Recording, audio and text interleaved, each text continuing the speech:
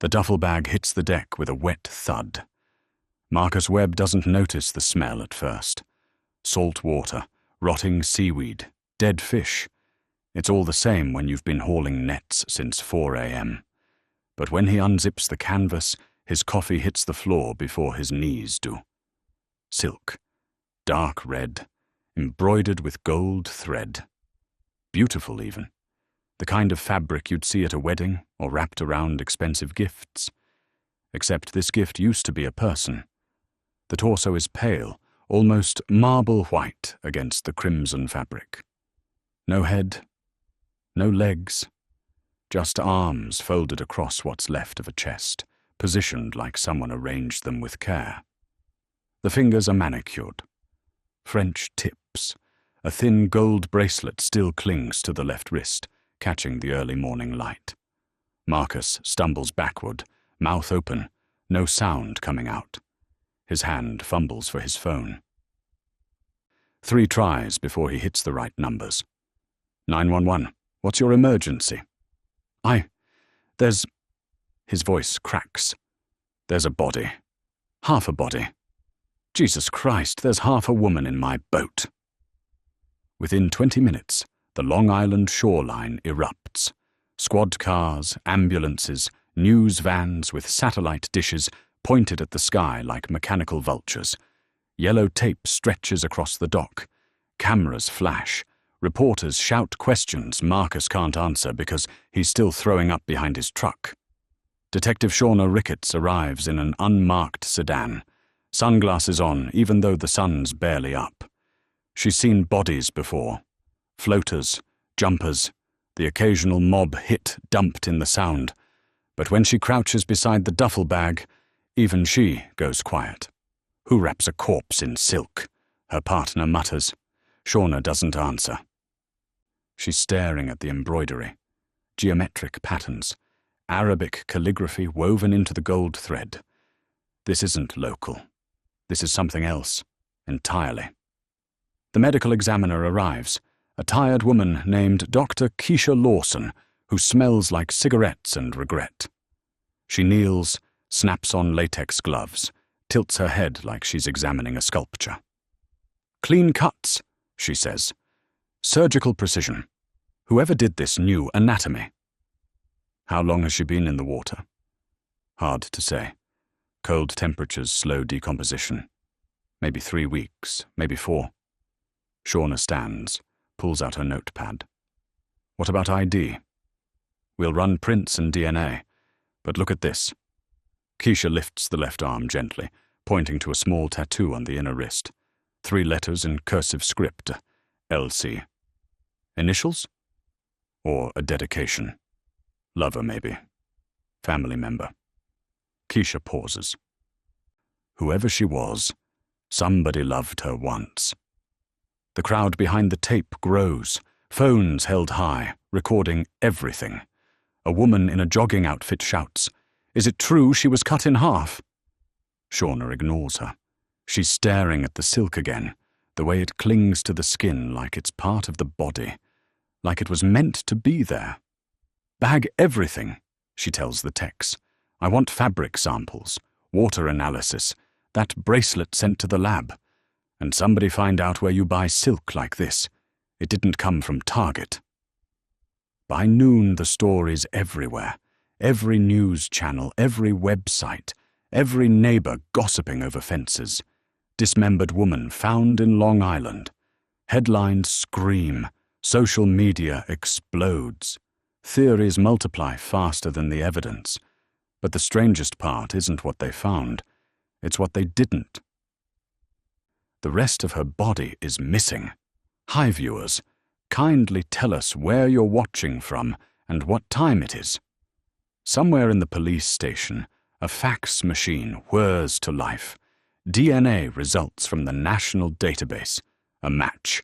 Detective Ricketts rips the paper from the tray, scans the text, and her face goes pale. The woman in the duffel bag has a name. Nerissa Vale, 28 years old. Last known address, Queens, New York. Occupation, registered nurse. Criminal record, 1 felony conviction for drug theft and distribution. Released from Bedford Hills Correctional Facility 14 months ago. Shauna reads the file twice, then a third time. She was a nurse.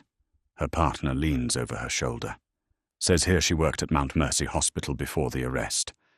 Model employee until they found morphine in her locker. And now she's wrapped in silk at the bottom of the ocean. Half of her anyway. Shauna stares at the photo attached to the file. Nerissa's smiling in her hospital scrubs, hair pulled back, eyes bright. The kind of face you'd trust with your life. The kind of face that shouldn't end up in pieces. She closes the folder, jaw tight. Get me everything. Employment records, visitor logs from prison, phone records, social media, bank statements. I want to know everyone she talked to, everywhere she went, every dollar she spent since she got out. You think this is connected to the drug case? I think a woman doesn't end up dead and dismembered by accident. Shauna grabs her keys, and I think whoever did this wanted us to find her exactly like this. Her partner frowns. Why? Shauna heads for the door, voice low and cold. Because monsters don't hide their work, they display it. What kind of person wraps their victim in silk like a gift? Drop your theories below. Nerissa Vale wasn't supposed to be special. She was supposed to be background noise. Another face in scrubs rushing through fluorescent hallways. Another name on a shift schedule. Another tired soul counting down the hours until she could collapse into bed and do it all over again. But at Mount Mercy Hospital, she became something else. It starts with the little things. A patient's hand squeezed when the pain gets too much. A joke whispered to a scared kid getting stitches. Staying 2 hours past her shift because a grandmother with no family needed someone to sit with her while she died. The other nurses noticed. Started calling her the Angel. Management noticed too, but for different reasons. Over time, they didn't approve. Emotional attachment they didn't encourage. Nerissa didn't care. She'd gone into nursing for this, to be the person she needed when her own mother was dying, and nobody had time to hold her hand. Her best friend, Lana Cruz, worked the same floor. They'd met during orientation, bonded over terrible cafeteria coffee, and the shared understanding that healthcare was designed to break you before you could save anyone. You can't save everybody, Lana told her once, watching Nerissa console a man whose wife didn't survive surgery. I can try. That's what scares me about you. Nerissa just smiled. That stubborn, hopeful smile that made patients trust her and administrators uncomfortable. But hope is dangerous when you work in a place built on exhaustion and budget cuts. The night everything changed started normal. Car accident, multiple casualties, the ER flooded with blood and screaming. Nerissa moved like water through the chaos. IV lines, pressure on wounds, calm voice cutting through the panic. One victim stood out. Not the injuries. A broken arm, some lacerations, nothing critical. It was the man standing beside him, tall, perfectly tailored suit despite the hour, watching everything with dark eyes that missed nothing. Is he going to be okay? The accent was rich, foreign, Middle Eastern, maybe. Nerissa glanced up while wrapping the patient's arm. He'll be fine. Bruising, some stitches. Lucky, considering. Lucky. The man repeated the word like he was tasting it. Yes. We were very lucky tonight. Something in his voice made her skin prickle. Not fear. Something else. The kind of attention that feels like standing under stage lights. She finished the bandaging, gave discharge instructions, and forgot about him. Or tried to. 3 days later, flowers arrived at the nurse's station. 24 white roses, expensive, the kind that don't come from grocery stores. The card read, "For the angel who saved my friend." Kelana read it over her shoulder. Secret admirer? More like grateful patient. Grateful patients send cards, not roses that cost more than our rent. Nerissa tucked the card in her pocket, uneasy. She didn't like attention. Attention meant questions. Questions meant people looking too close. But the flowers kept coming. Every week. Always white roses. Always the same signature. K. Then one evening he appeared in the lobby. Same suit, same watchful eyes, holding a coffee cup with her name on it. "You remembered my name," she said, surprised. "I remember everyone who saves lives." He extended the cup. "Caramel macchiato, light ice. I asked the barista what nurses drink after long shifts." She should have said no. Should have cited hospital policy, or professional boundaries, or basic common sense. Instead, she took the coffee. His name was Karim Al-Salim, businessman from Dubai, in New York for medical investments. He talked about hospitals like art galleries, about saving lives like it was venture capital. "You could be doing so much more," he said during one of their talks. "I'm doing exactly what I'm supposed to." "No." He leaned closer. "You're surviving." "There's a difference," Lana warned her. "Girl, you don't know this man. He shows up out of nowhere with expensive gifts and compliments. That's not romance. That's a transaction. You're being paranoid. I'm being smart. There's always a price." But Nerissa was tired. Tired of double shifts and medical debt and going home to an empty apartment. Tired of being the angel everyone needed, but nobody kept. Karim made her feel seen, special, like maybe she was worth more than her scrubs and her shift schedule. That's how it starts, isn't it? Not with violence, not with threats, with someone who looks at you like you matter.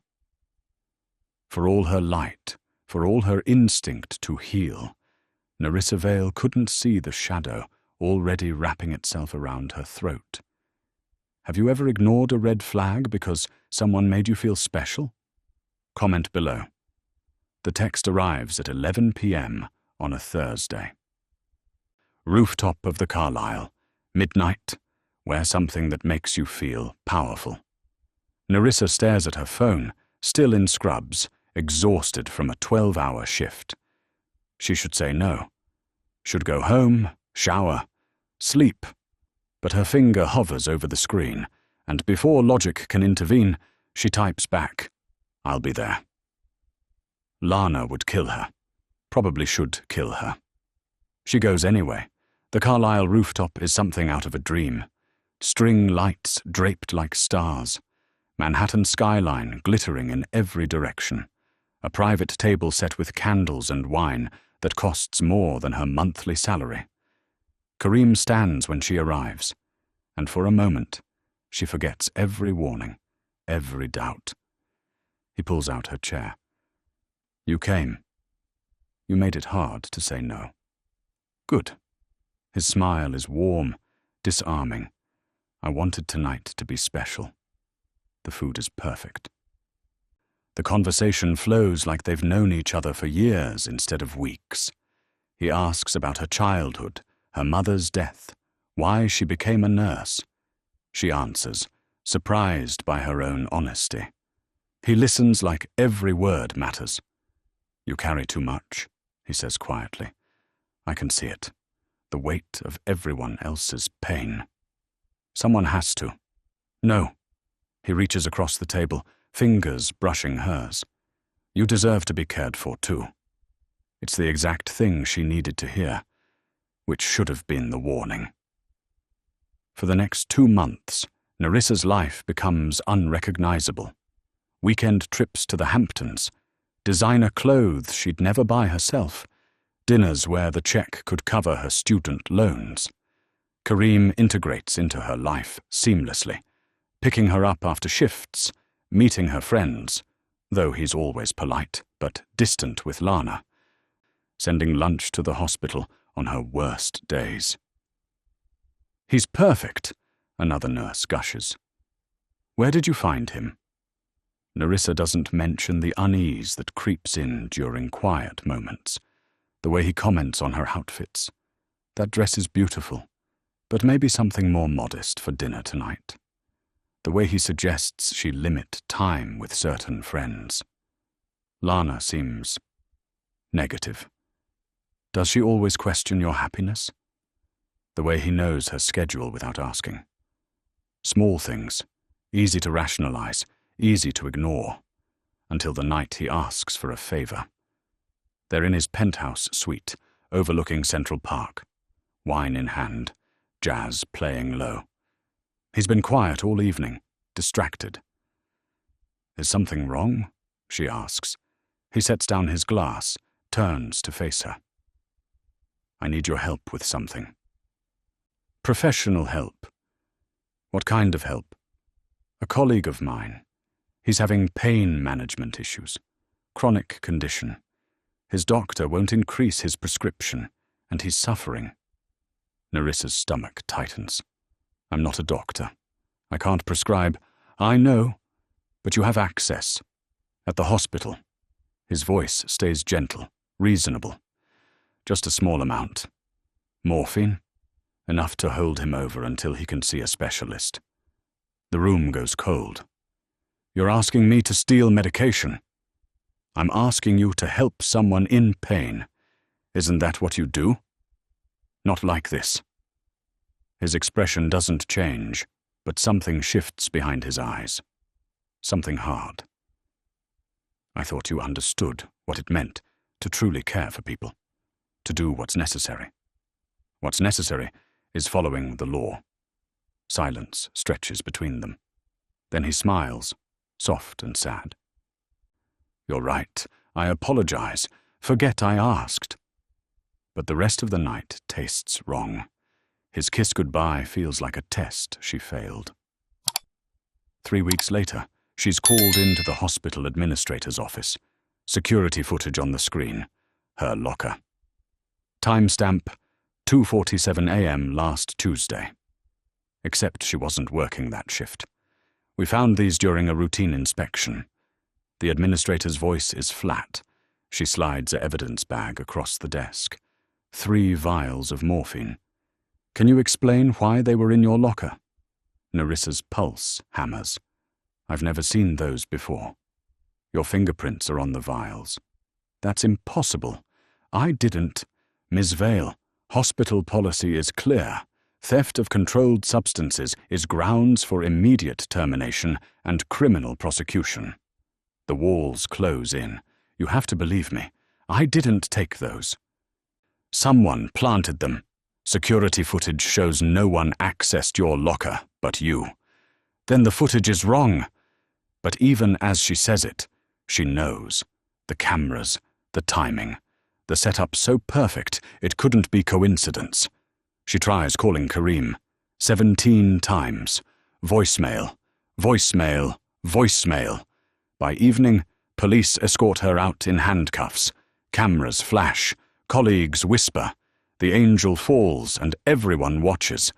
Lana pushes through the crowd, grabs her hand. I'll find you a lawyer. This isn't over. But it is. Nerissa can feel it in her bones. The man who promised to care for her has disappeared, and she's left holding the evidence of a crime she didn't commit. By the time she realizes she was a pawn in someone else's game, the board has already been cleared. Would you have seen it coming, or would you have trusted him too? Tell us in the comments. The courtroom smells like old wood and broken futures. Nerissa sits at the defense table in clothes that don't fit right anymore. She's lost weight. Sleep. The ability to recognize herself in mirrors. Her public defender is 26, fresh out of law school, already defeated before opening arguments. The prosecutor is sharp-suited and merciless, holds up the morphine vials like religious artifacts, projects the security footage, grainy but damning. Her fingerprints, her locker, her access codes. The evidence is clear, the prosecutor says. Ms. Vale used her position of trust to steal controlled substances. Not once, but repeatedly over a 3-month period. "That's a lie," Nerissa shouts, half standing before her. Lawyer pulls her back down. The judge's gavel cracks like a gunshot. The defense is paper-thin. Character witnesses talk about her dedication, her compassion. But compassion doesn't erase fingerprints. Dedication doesn't explain why hospital inventory records show 17 vials missing during her shifts. What the jury doesn't hear, the anonymous tip that triggered the investigation. The security footage with 30-second gaps. The fact that Karim al-Salim doesn't exist in any official database. No business licenses, no tax records, no paper trail. Because Nerissa's lawyer never looked, never thought to question whether the man who sent roses and took her to rooftop dinners might be the reason she's sitting in a defendant's chair. Lana testifies, begs them to investigate deeper. She was set up. There's a man. Objection. Speculation. Sustained. Lana's eyes meet Nerissa's across the courtroom. "I'm sorry," they say. "I tried." The verdict takes 4 hours. Guilty on all counts. Sentencing is swift. 3 years at Bedford Hills Correctional Facility. The judge lectures her about betraying trust, about the sacred responsibility of healthcare workers. Nerissa doesn't hear any of it. She's watching the courtroom doors, still half believing Karim will walk through them, explain the misunderstanding, make this nightmare stop. He never comes. Bedford Hills is grey and cold and full of women who've been betrayed by men. Nerissa learns this in the first week, in the yard, in the cafeteria, in whispered conversations during lights out. "What did you do?" her cellmate asks. LaShawn serving 8 years for assault. "Loved the wrong person," LaShawn snorts. "That'll get you every time." The first 6 months break her. She writes letters Karim never answers. Calls numbers that disconnect, screams into pillows until her throat bleeds. The other inmates give her space. They've all been there. The grief stage, the denial stage, the rage that comes after.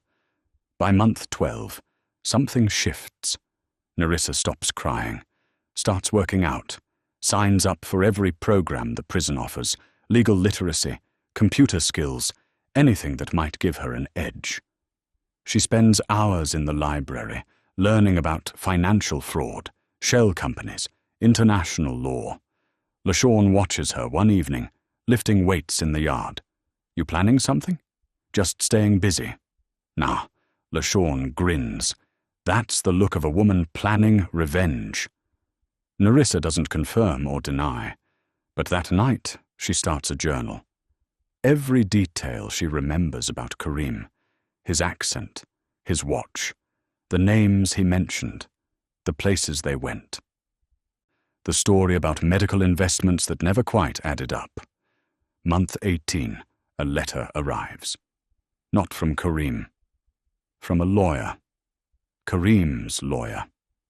Cease all attempts at contact.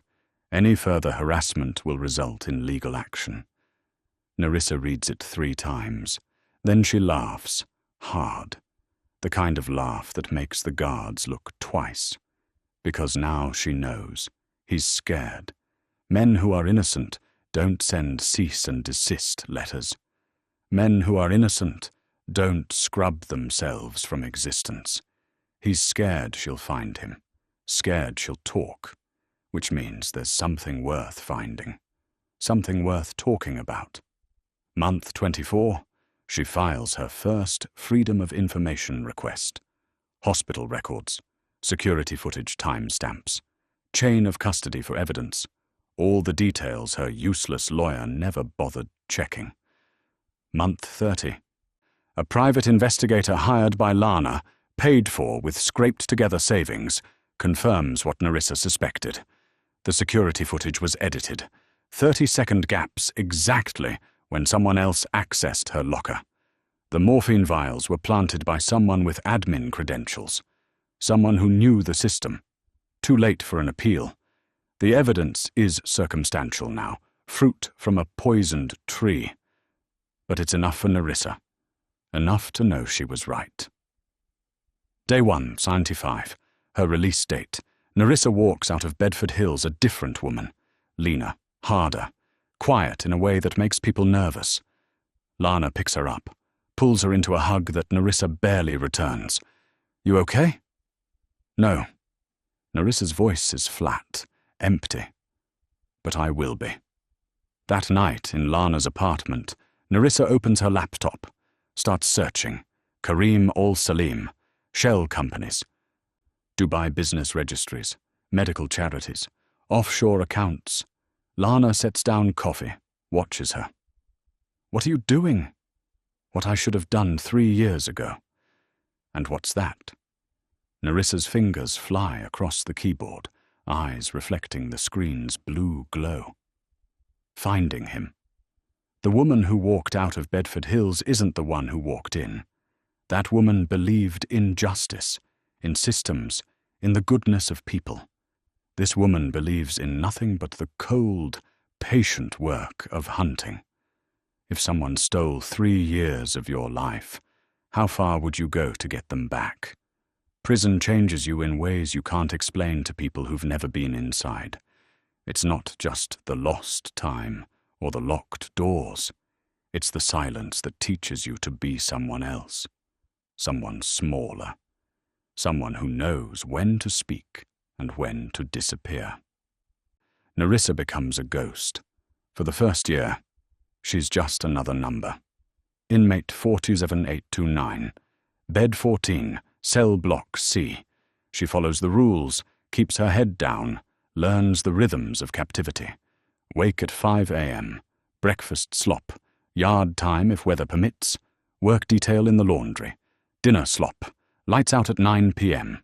Repeat, repeat, repeat until the days blur into grey sameness. Other inmates try to befriend her. She politely declines. Friendship requires vulnerability, and Nerissa has nothing left to give. She's been stripped down to bone and rage, and she's saving every ounce of energy for what comes after. The letters to Kareem stop after month 6. Not because she forgives him, because she realizes begging gives him power, and power is the one thing she refuses to hand over anymore. Instead, she watches, learns. The women around her are encyclopedias of survival, how to read people, how to spot lies, how to become invisible when you need to, and unforgettable when it serves you. LaShawn teaches her to fight. Not just throwing hands, she says, rapping Nerissa's knuckles in the yard. Strategy, weak points, how to end something quick before it starts. I'm not planning on fighting anyone. You're planning something. Might as well be ready. By year 2, Nerissa's transformed. Lean muscle replaces the soft edges. Her eyes go flat, unreadable. Other inmates start giving her space, not out of fear, but recognition. She's one of them now, the betrayed, the abandoned, the women who learned the hard way that love is just another word for leverage. The prison library becomes her sanctuary. She devours books on forensic accounting, international law, private investigation. The librarian, Miss Tasha, notices. "Writing a mystery novel?" she asks. "Something like that." "Well, if you need research help, let me know. I used to be a paralegal before." She trails off, doesn't finish. Nobody finishes those sentences in here. Nerissa takes her up on it, learns how to track financial records, how offshore accounts work, how people disappear legally. Year 3 hits different. She's no longer angry. Anger is hot, messy, exhausting. What she feels now is cold, calculated, the kind of patience that waits for exactly the right moment. Lana visits every month, faithful as sunrise, brings news from the outside, updates on appeals that go nowhere, pictures of the hospital where Nerissa used to work, now with a new angel nurse, a new face to exploit. "You need to let it go," Lana says during one visit, voice gentle. Move on. Build a new life. Nerissa looks at her through the plexiglass divider. Would you? Lana hesitates. No, but I'm not you. Exactly. The day before her release, Nerissa sits in her cell for the last time. LaShawn's been transferred. The space feels empty, haunted by 3 years of swallowed screams. She pulls out the journal she's kept hidden, pages of notes, connections, names, dates, everything she remembers about Karim, everything that didn't make sense then, but clicks into place now. She rips out the pages, folds them small, tucks them into her shoe. When the gates open the next morning, Nerissa doesn't look back. Lana's waiting with a care package, new clothes, toiletries, a burner phone. I got you a room, month-to-month lease. Figured you'd need time to figure things out. Thank you. They drive in silence through Queens. Nerissa watches the city pass, so familiar, so foreign. 3 years is forever, and no time at all. The apartment is small, clean, empty. Perfect. Lana lingers at the door. There's a support group for former inmates. Might help with, I'm fine. You're not fine, Risa. Nobody walks out of prison fine. Then I'll be fine eventually. She manages a smile that doesn't reach her eyes. I promise. After Lana leaves, Nerissa unpacks. The journal pages come out first, spread across the kitchen table like evidence at a crime scene. She opens the laptop Lana bought her, connects to Wi-Fi, and starts typing. Karim Al-Salim, Dubai. Medical investments. The search results are thin. Too thin. A man that wealthy, that connected, should leave digital footprints. Instead, there's almost nothing. A few blurry photos at charity events. A mention in a business journal about healthcare infrastructure. No social media, no interviews, no trail, which means he's good at disappearing. But Nerissa's good at finding. She works through the night, follows dead ends, traces shell companies, maps connections between businesses that shouldn't connect. By dawn, she has something. A pattern. Medical charities in 3 countries, all registered within 6 months of each other, all using the same law firm, all funneling money through the same offshore accounts. She leans back, eyes burning from screen glare. This isn't about morphine. It never was. It's bigger, darker. The kind of operation that requires nurses like her, trusted, overlooked, easy to blame when things go wrong. Her phone buzzes. Text from Lana. How's your first night of freedom? Nerissa types back. Perfect. Then she returns to the screen, to the tangled web of connections, and she smiles. For the first time in 3 years, she feels something other than emptiness. Purpose. When the gates of Bedford Hills opened, the woman who walked out wasn't the one who'd walked in.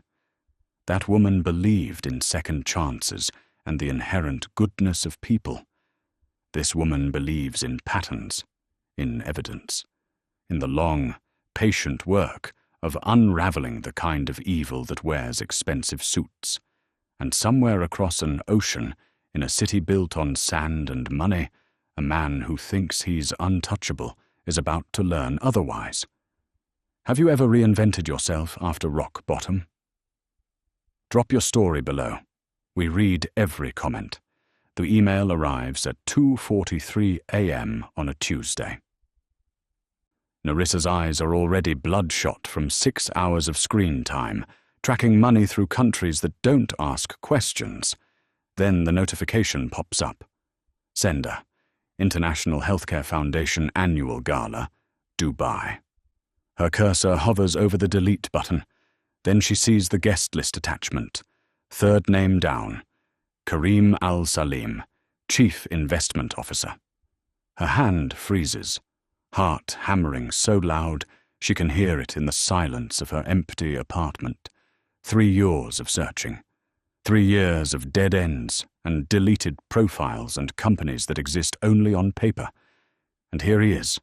A date, a location, a chance. She screenshots everything. Twice.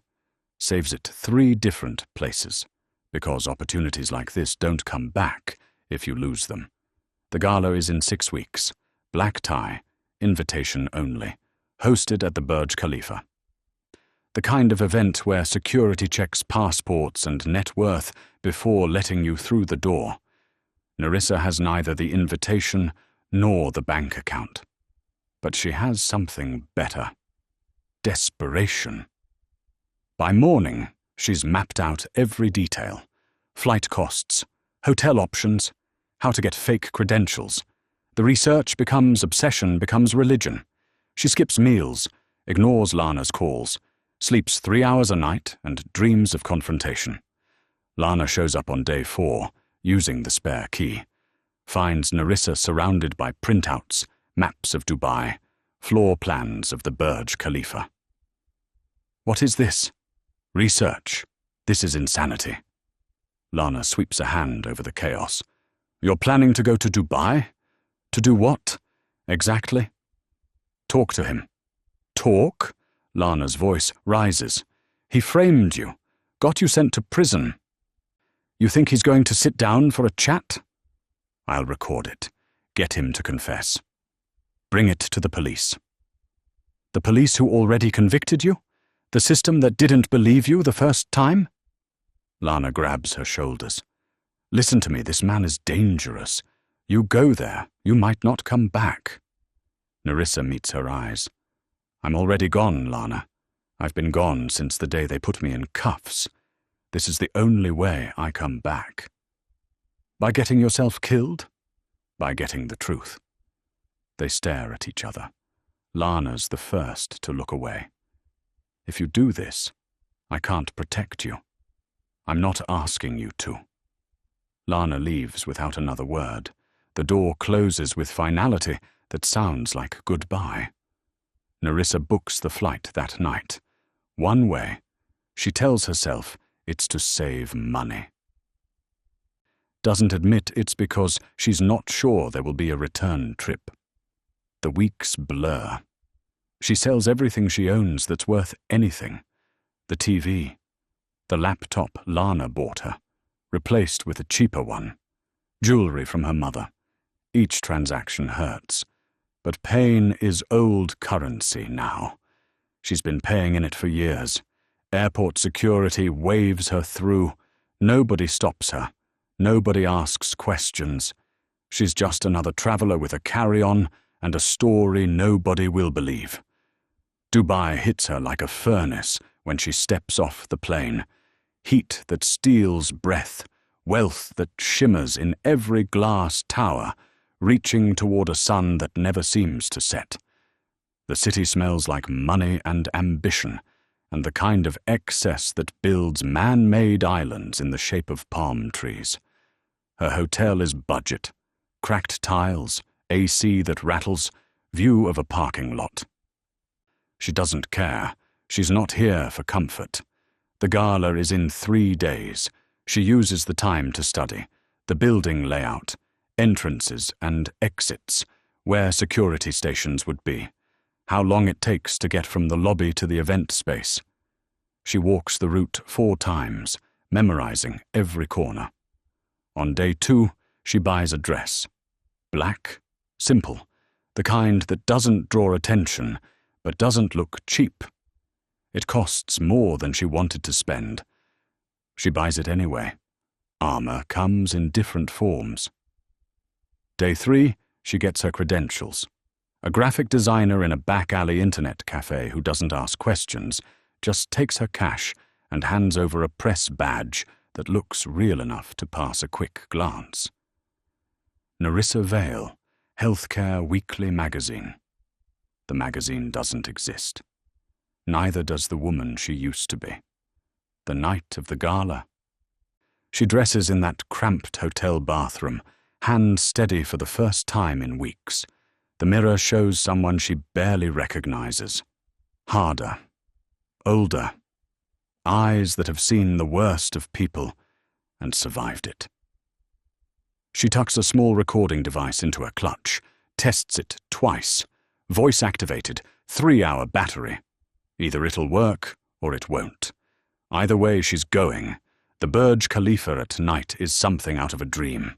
Lights cascading down 160 floors, tourists taking photos, luxury cars dropping off guests in gowns and tuxedos. Nerissa joins the line, badge ready, heartbeat loud enough to drown out the fountain music. Security barely glances at her credentials. Elevator to the 122nd floor. Just like that, she's in. The event space is glass and gold and champagne towers, string quartet playing in the corner. Servers circulating with hors d'oeuvres that probably cost more than her flight. Everyone here moves like they own the world, because, in many ways, they do. Nerissa takes a champagne flute she doesn't drink, scans the crowd, searching. And then she sees him. Karim stands near the floor-to-ceiling windows, laughing with a group of men in tailored suits. Older than she remembers, greyer, but the same magnetic presence, the same ease of someone who's never faced consequences. Her legs move before her brain catches up. 20 feet, 15, 10. He turns. Their eyes meet, and for just a second, less than a heartbeat, something flickers across his face. Recognition. Then it's gone, replaced by polite confusion. "I'm sorry, have we met?" Nerissa's voice comes out steadier than she feels. "Mount Mercy Hospital. 3 years ago. You asked me to steal morphine. Then you disappeared and let me go to prison for it." The men around him go quiet. Karim's smile doesn't falter. "I think you have me confused with someone else. Karim al-Salim. You sent white roses every week. You took me to the Carlisle rooftop. You ruined my life." "Security." He says it calmly, already turning away. "This woman is harassing me." 2 guards materialize, hands on her arms, already pulling her backward. "You set me up?" Her voice rises, people staring now. "You used me and threw me away like I was nothing." Karim doesn't look back, doesn't acknowledge her, just returns to his conversation like she's a minor inconvenience already forgotten. The guards escort her to the elevator. Professional, impersonal. "Ma'am, you need to leave." She doesn't fight, just watches the numbers descend. 122, 100, 75, 50, ground floor, doors open. They release her into the lobby, and she walks out into Dubai heat with trembling hands and a recording device that captured nothing but her own accusations and his perfect denial. On the curb, she finally lets herself shake. Not from fear. From rage so pure it could burn through steel. She came for truth, for confession, for some acknowledgement that she was real, that what happened to her mattered. Instead, she got erased again. Her phone buzzes. Text from Lana. "Are you okay? Please tell me you didn't do anything stupid." Nerissa types back. "I did exactly what I came for." But as she stands there, in a borrowed dress with a useless recording, she realizes something. She wasn't hunting him. He'd been waiting for her. The private car that pulls up 30 seconds later confirms it. Black sedan, tinted windows, license plate that doesn't match any registration. The passenger window rolls down. Karim's voice, calm and cold. "Get in, Nerissa. We should talk." Every instinct screams run. But she's been running for 3 years. She opens the door, slides into leather seats that smell like money and malice. The door locks with a click that sounds like a coffin closing. Would you get in the car? Sometimes the only way to face a monster is to walk straight into its teeth. Drop your answer below, and don't forget to subscribe and turn on notifications so you don't miss what happens next. Share your thoughts in the comments. Your story might inspire someone else to keep fighting. The car drives for 30 minutes without stopping. Nerissa watches the city blur past tinted windows, glittering towers giving way to construction sites, then desert highways where the lights grow sparse and the darkness grows teeth. Karim sits beside her, silent, checking his phone like this is just another Tuesday. She activates the recording device in her clutch. Prays the battery holds. Where are we going? Somewhere private. He doesn't look up. Somewhere we can talk without interruption. We could have talked at the gala. No. Now he looks at her, and his eyes are empty. We couldn't. The car stops at a compound surrounded by high walls. Gate opens automatically. No guards visible, but cameras track their movement. The building inside is modern, minimalist, the kind of place designed to leave no evidence. They walk through halls that echo, empty rooms with marble floors, everything clean, sterile, temporary. Karim leads her to an office, closes the door, gestures to a chair. She remained standing. You came a long way, he says. You stole 3 years of my life. I gave you an opportunity. You refused it. He pours himself scotch from a crystal decanter. Doesn't offer her any. The morphine situation was unfortunate. Unfortunate? Her voice cracks. You framed me, planted evidence. Let me go to prison for a crime I didn't commit. You went to prison for being naive. He sips his drink. For believing love mattered more than survival. That's not my fault. That's yours. The words hit like fists. Why? It's all she can manage. Why me? Because you were perfect, compassionate, trustworthy, the kind of nurse everyone believes. He sets down his glass. We needed someone to move supplies, medical equipment, medications, things that don't show up on official manifests. You could have been part of something bigger. Instead, you chose morality. I chose the law. The law. He laughs, short and bitter. The law protects people like me, punishes people like you. You learned that the hard way. Nerissa's hand tightens around her clutch, feeling the small weight of the recorder. What do you want from me now? Nothing. You already gave me everything I needed. He checks his watch. Your visit tonight was expected. I've been tracking you since your release. The Freedom of Information requests, the private investigator, the offshore account research. You're persistent. I respect that. Ice floods her veins. You've been watching me. Of course. You think I'd let a loose end walk around without supervision? He moves closer, voice dropping. Here's what happens next. You go home. You stop investigating. You forget my name. And maybe, you get to live whatever's left of your sad little life. And if I don't, his smile is sharp enough to cut. Then what happened to you in prison will seem merciful. The threat hangs in the air like smoke. Nerissa's phone buzzes. She pulls it out, and her blood turns to slush. Text from unknown number. Photo attached. It's Lana. Walking into her apartment building. Timestamp, 43 minutes ago. Insurance, Karim says softly. In case you had any thoughts about being a hero. Don't you touch her. Then disappear, Nerissa. Go back to New York. Get a job. Rebuild. Forget. He opens the door. Conversation over. The car will take you to your hotel. Your flight home is tomorrow. First class. I've upgraded it. Consider it a parting gift. This isn't over. Yes. He meets her eyes one last time. It is. The drive back happens in silence. Her mind races. Evidence. Recording. But what good is a recording when he's already 3 steps ahead? When Lana's in danger because of her? The hotel room feels smaller than before.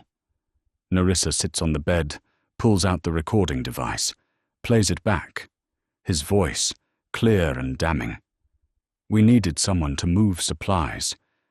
You could have been part of something bigger. It's not a full confession, but it's something. Proof that she was right, that he used her, that the system failed." She transfers the file to 3 different cloud accounts, sends copies to Lana with instructions. "If anything happens to me, release this." Then she texts back, "I'm coming home." But sleep doesn't come. She lies awake, staring at ceiling cracks, replaying every moment. His face when he saw her, the calculated threat. The way he held Lana's safety like a blade against her throat. At 4 a.m. her phone rings. Blocked number. She answers. "What?" Heavy breathing. Then a woman's voice, broken and terrified. "Help me. Who is this? My name is..." Static. Screaming in the background. Then nothing.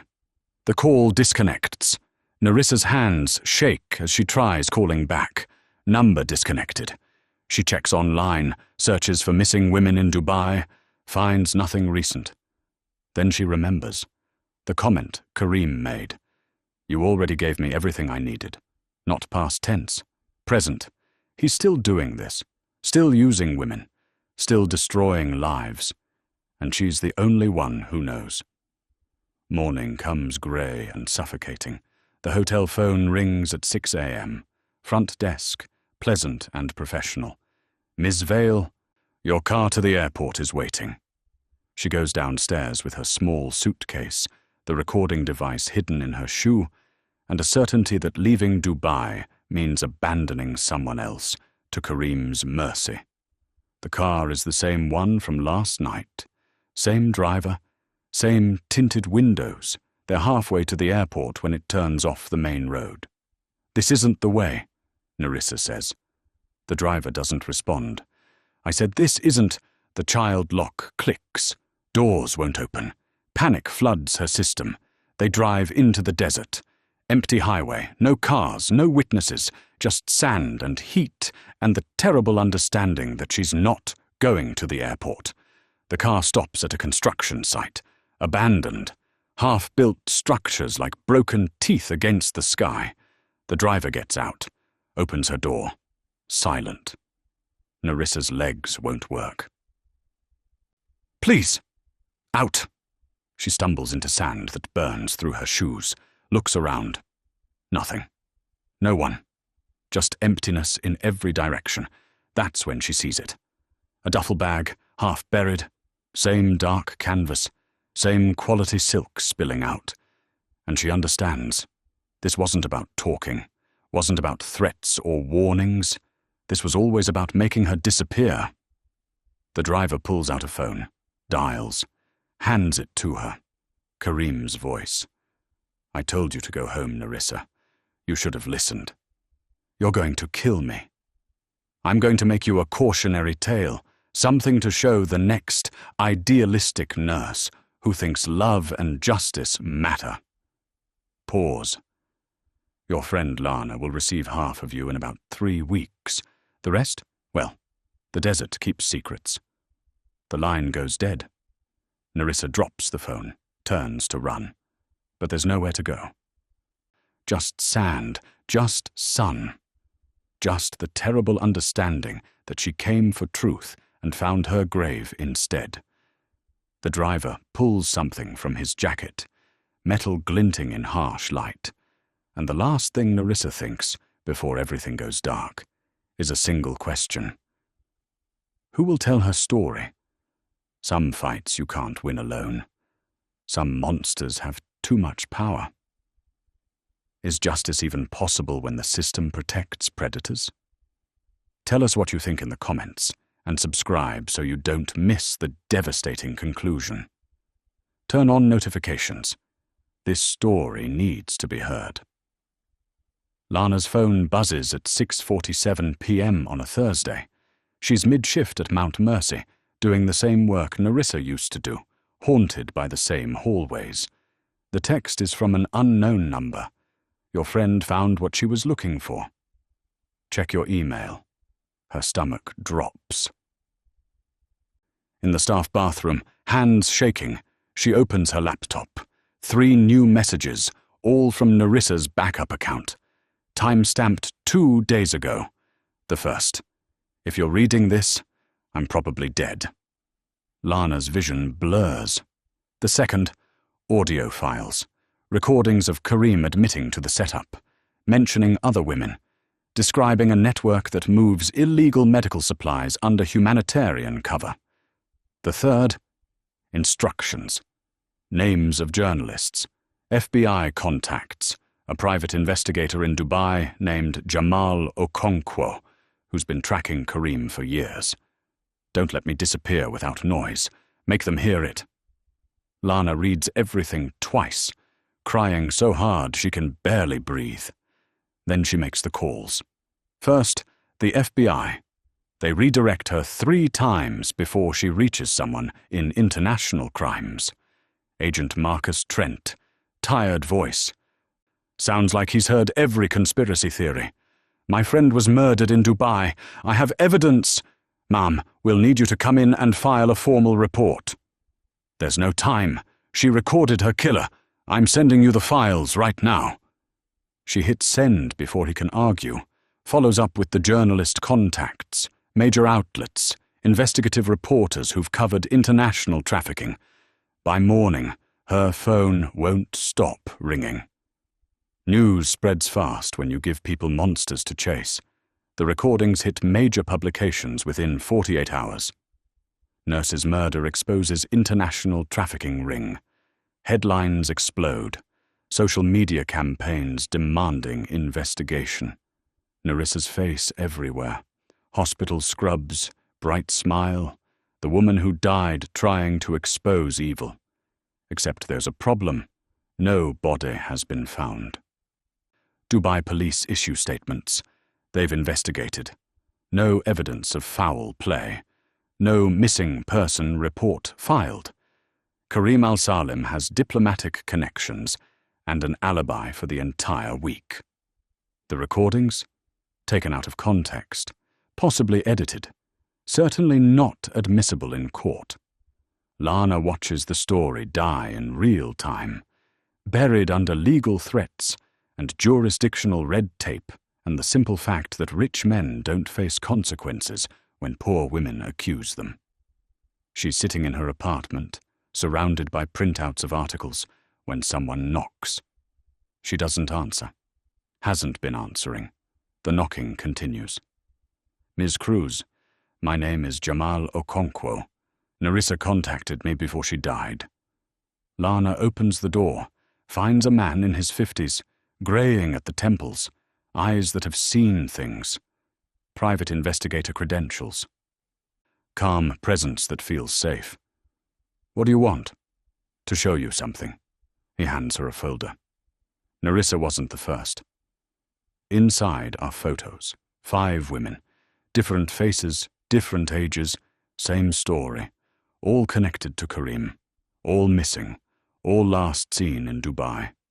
"He's done this before," Jamal says quietly. Uses his charity foundation as cover. Targets women in healthcare. Convinces them to move supplies. Morphine, surgical equipment, sometimes organs. When they refuse or threaten to expose him, they disappear. "How do you know this?" "Because my daughter was one of them." His voice cracks. Amara. She was a surgical nurse. Went to Dubai for a conference 3 years ago. Never came home. They found part of her body 6 months later. Same MO. Same silk wrapping. Same precision cuts. Lana sinks into a chair. Why hasn't anyone stopped him? Money, connections, diplomatic immunity. He operates in countries where laws are suggestions for men like him. Jamal sits across from her. But Narissa's recordings changed something. They're not enough for prosecution, but they're enough for pressure. What kind of pressure? The kind that makes powerful people nervous. He pulls out another file. Narissa uncovered something bigger than one man. She found the network, shell companies, offshore accounts, names of officials taking bribes. It's all in her research. She sent you her files. Before she left for Dubai, said if something happened, someone needed to know the full story. He slides the folder across. This is it. Everything she died protecting. Lana opens it slowly. Pages of financial records, wire transfers, medical supply manifests that don't match inventory, photos of warehouses, a web of corruption so vast it makes her dizzy. What do we do with this? We finish what she started. Jamal's voice hardens. We expose every name, every transaction, every official who looked the other way. We make her death mean something. Over the next 3 weeks, they work in secret. Lana continues her hospital shifts, acting normal, while Jamal coordinates with international investigators. They build a case. Not for murder. They'll never prove that. But for financial crimes, for trafficking, for the kind of paper trail that even diplomatic immunity can't erase. The break comes from an unexpected source. A woman named Yasmin Abara walks into a police station in London, former employee of one of Karim's charities. She brings evidence, emails, photos, testimony about women who disappeared. Her statement goes public. Then another woman comes forward. Then 3 more. A pattern emerges that even skeptics can't ignore. Interpol launches an investigation. Dubai authorities, facing international pressure, open inquiries. Karim's assets freeze. His foundation shuts down. And while he remains free, protected by lawyers and loopholes, his empire crumbles. It's not justice, but it's something. Lana stands at Narissa's memorial, held 4 months after her disappearance. No body, no closure, just a stone marker and flowers and tears from people who loved her. She was the best of us, Lana tells the small crowd. She believed in doing the right thing, even when it cost everything. And because of her courage, other women will be saved. Other families will get answers. She places a white rose on the stone, Narissa's favorite. That night, alone in her apartment, Lana opens her laptop to check the investigative fund set up in Narissa's name. Over $200,000 raised, enough to keep private investigators searching, enough to keep the pressure on. Her phone buzzes, email notification. She opens it, expecting updates from Jamal. Instead, it's a video file. Attached message, for your eyes only. Lana hesitates, then clicks play. Grainy footage, security camera, timestamp from 6 weeks ago, a warehouse in Dubai. And there, clear as day, is Karim directing workers to load duffel bags into a refrigerated truck, the same bags they found Narissa and the others in. Lana's heart races. This is it, direct evidence, the kind that can't be explained away. She forwards it to Jamal. The FBI, every contact in her phone. Within hours, arrest warrants are issued. Dubai police, facing global scrutiny, move fast. Karim is detained at the airport, trying to flee to a country with no extradition treaty. The arrest makes international news.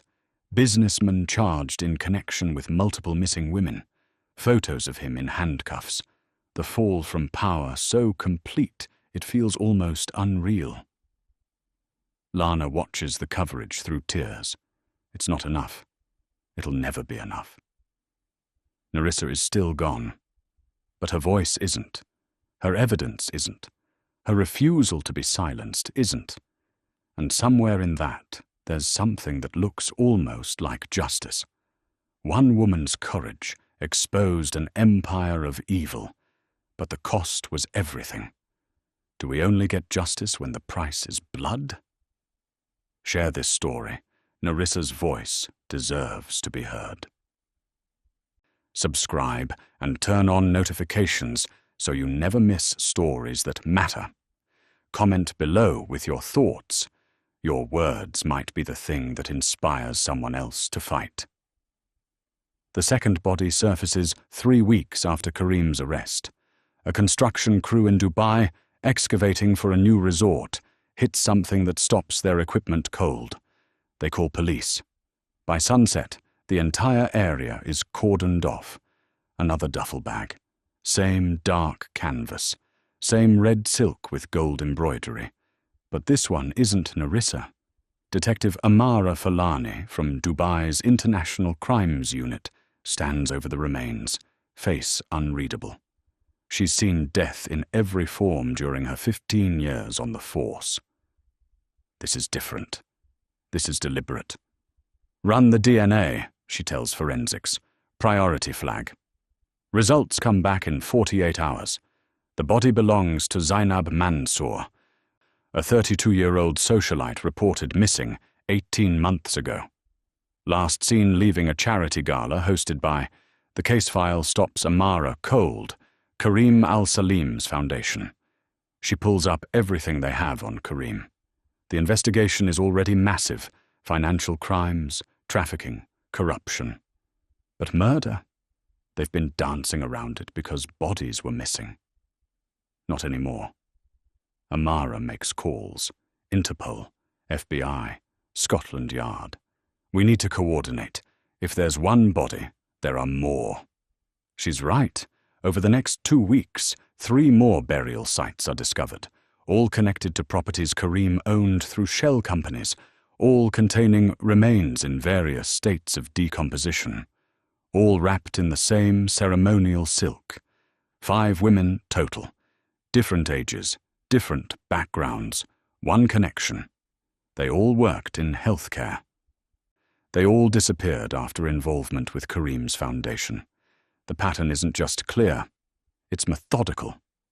Jamal Okonkwo gets the call at 3 a.m. Detective Falani, voice steady but strained. We found your daughter. He doesn't ask questions, just drives to the morgue, identifies remains through dental records, and finally, after 3 years of searching, knows where Amara rests. The grief is ocean deep. But underneath, relief, confirmation, an end to not knowing. Lana receives similar news. Medical examiner in New York reaches out. We have a partial DNA match from a site in Dubai, your friend Narissa Vale. How much of her? The question hangs in the air, horrible and necessary. Enough for positive identification. I'm sorry. Lana hangs up and sits in silence for an hour. Then she calls the journalist contacts. They found her. They found all of them. This needs to be front page. It is. Serial killer exposed. Dubai businessman linked to 5 murders. The headlines shift from financial crimes to something darker, more visceral. The public outrage intensifies. Protests outside embassies. Demands for extradition. Pressure on governments that accepted Kareem's donations. His legal team scrambles. Claims evidence is circumstantial. Bodies found on properties he hasn't visited in years. No direct link, reasonable doubt. But the forensics don't lie. Fibers from the silk match fabric stored in one of his warehouses. DNA under the fingernails of 2 victims. Trace amounts, degraded, but testable. And most damning, financial records showing he purchased the exact type of industrial equipment used to dismember the bodies. Cold, calculated, impossible to explain away. The trial begins 6 months later. International jurisdiction held in The Hague. Media circus. Families of victims watching from galleries. Kareem in expensive suits, stoic, playing the role of wrongly accused businessman, Lana testifies. Plays the recordings Narissa died securing. Explains the setup, the framing, the systematic destruction of a good woman's life. He didn't just kill her, Lana says, voice breaking. He erased her first, made sure nobody would believe her, made sure she had nothing left before he took her life. Jamal testifies too. shows the pattern, explains how Karim targeted vulnerable women in healthcare, used charm, money, pressure, how he discarded them when they refused to participate in his schemes. The prosecution presents the evidence methodically: financial records, burial sites, DNA matches. Testimonies from women who escaped. Each piece builds a picture of a man who viewed people as commodities. The defense argues circumstantial evidence, tries to paint Karim as a victim of vendetta, claims business rivals planted evidence. But you can't explain away 5 bodies. The verdict takes 6 weeks. International tribunal, 3 judges deliberating every detail. Guilty on all counts. 5 counts of first-degree murder, multiple counts of human trafficking, financial crimes spanning 12 countries.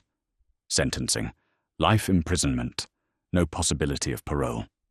Karim shows no emotion when the verdict reads, just stares straight ahead, the mask finally permanent. Outside the courthouse, Lana stands with Jamal and the other families, media shouting questions, cameras flashing. "How do you feel?" a reporter asks. Lana looks directly into the camera. Justice doesn't bring them back, doesn't undo the trauma or erase the pain, but it means they didn't die in silence. It means their lives mattered enough for the world to stop and listen. That night, she visits Narissa's memorial again. The stone marker is covered in flowers now, left by strangers who heard the story and cared. She places a white rose among the others.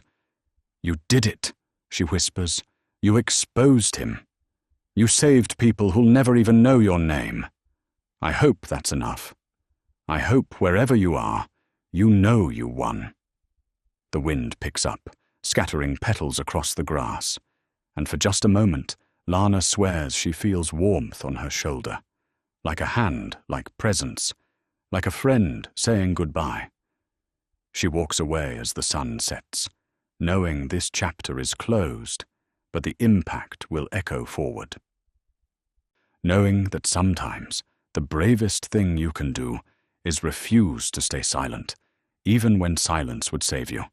Knowing Narissa Vale died fighting, and that matters more than any verdict ever could. 5 women. 1 monster. Justice served cold, but finally served. Do the dead rest easier when their killers face consequences? Tell us below. Subscribe, turn on notifications, and share this story everywhere. Some truths need to be shouted, not whispered. Comment with your thoughts. Your voice adds to the chorus demanding change. Lana stands at the edge of Pine Lawn Memorial Park, staring at a headstone that finally has a date. Narissa Jane Vale, 1995, 2024. She refused to be silenced. 8 months since the verdict.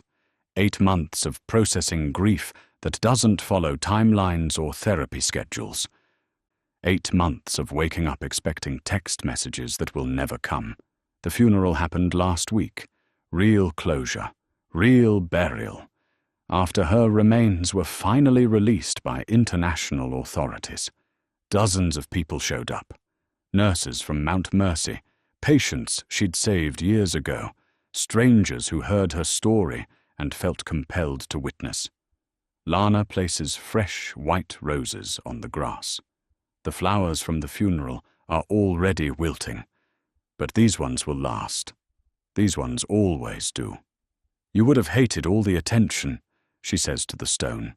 "Would have said you were just doing what anyone should do. But you weren't anyone, Risa.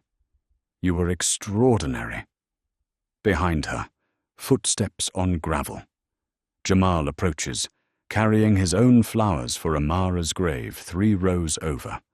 They've become friends through shared grief. The kind of bond forged in impossible circumstances. "How are you holding up?" he asks. "Some days are better." Lana wipes her eyes. "Some days I still expect her to call and tell me it was all a mistake. That feeling doesn't go away." Jamal's voice is gentle.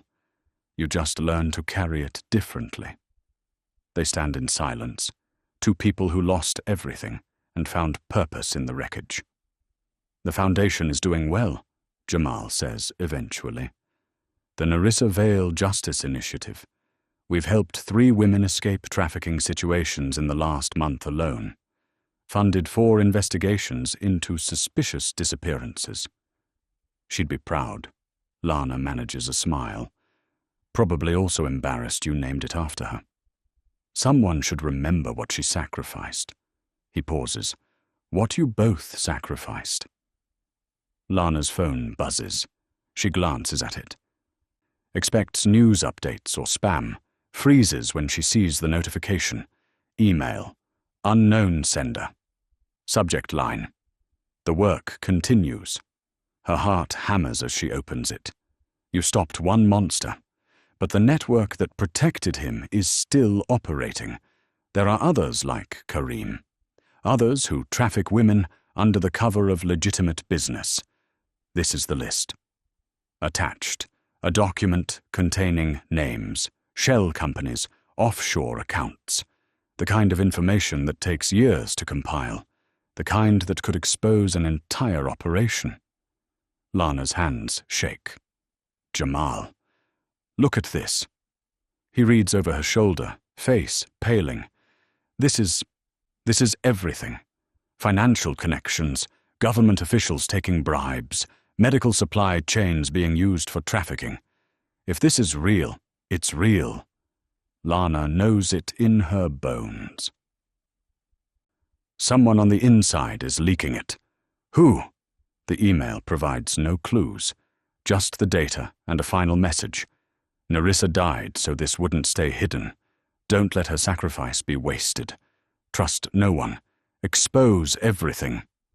Lana looks at Jamal. What do we do? We finish what she started. His jaw sets. We burn the whole network down. They spend the next 3 hours in Lana's apartment, verifying the data, cross-referencing names with known investigations, contacting journalist allies who broke the original story. By evening, they have confirmation. The information is legitimate, explosive, the kind that ends careers and topples powerful people. We release it tomorrow, Lana decides. All at once, every outlet. No warnings, no chances for damage control. Jamal nods. Simultaneous drops.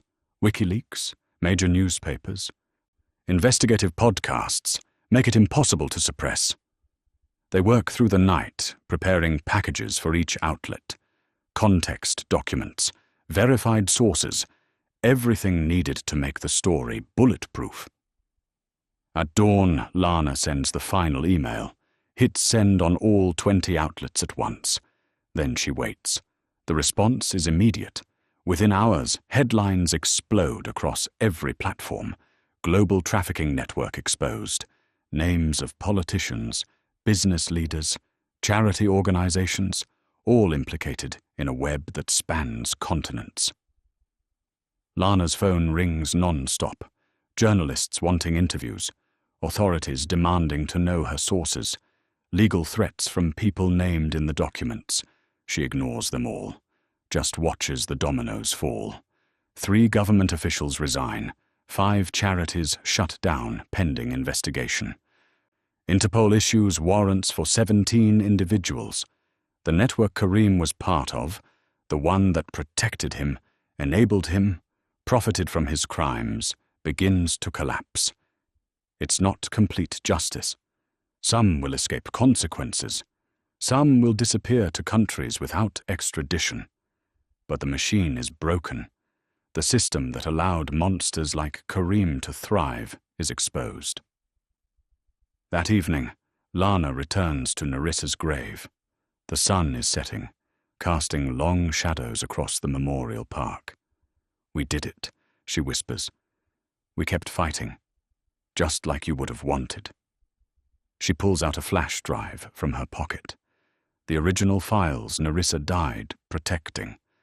Everything she uncovered, everything she risked for, now released to the world. Lana places it at the base of the headstone, a symbolic offering. You didn't die for nothing. You saved people. Changed things. Made powerful men afraid. Her voice breaks. I just wish you were here to see it. The wind rustles through nearby trees, carrying the scent of flowers and rain. Lana's phone buzzes one more time. She pulls it out, expecting another journalist request. Instead, it's a text. Unknown number. International code. +991. Dubai. Her blood turns to ice. The message loads slowly. Just 2 words. You're next. Lana stares at the screen, heartbeat thundering.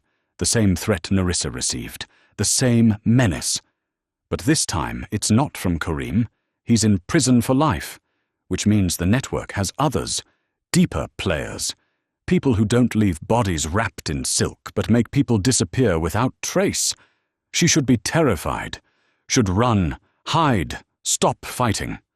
Instead, she screenshots the message, forwards it to Jamal, the FBI, every contact who needs to know. Then she types back a response. I'm not Nerissa. I'm the one who finished what she started. And I'm not scared of you. She hits send, knowing it might be the last message she ever sends. Knowing that fighting monsters means becoming their target. But some things are worth dying for. Some truths need to be told, no matter the cost. Lana looks at Nerissa's headstone one last time. She refused to be silenced. Neither will I, she says quietly. Then she walks away from the memorial park, phone in hand, ready for whatever comes next. Because evil doesn't end with one arrest, one trial, one verdict. It's a hydra. Cut off one head, 2 more grow back. But now the world is watching. Now people know the names, the connections, the scope of the operation. And somewhere in that awareness, in that collective rage, there's power. The kind that can't be silenced with threats or money or diplomatic immunity. The kind that says, we see you. We know what you did. And we will not stop until every last one of you faces consequences. Lana drives home as night falls, checking her mirrors, watching for cars that follow too close. The threat is real. The danger is immediate.